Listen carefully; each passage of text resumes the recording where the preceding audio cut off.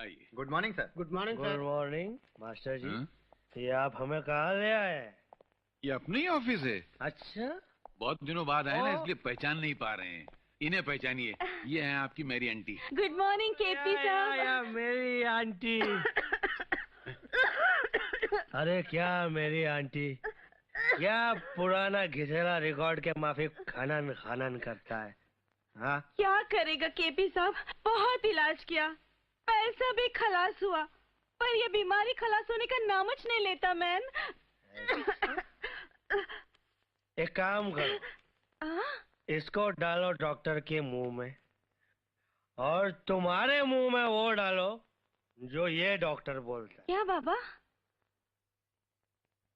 Bread? थोड़ा brandy, हाँ उसमें अंडा, हाँ हाँ। 1 चम्मच जाने का जगह होना मांगता है, काय को हिलाने के लिए। हाँ हाँ। 1 फजर में, डायरेक्ट एक नाइट में खलास। कौन खलास? बीमारी, बीमार नहीं। मास्टर जी।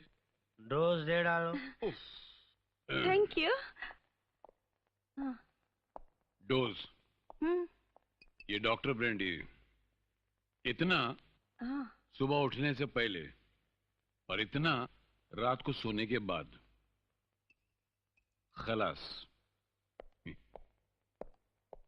सुबह उठने से पहले और रात को सोने के बाद।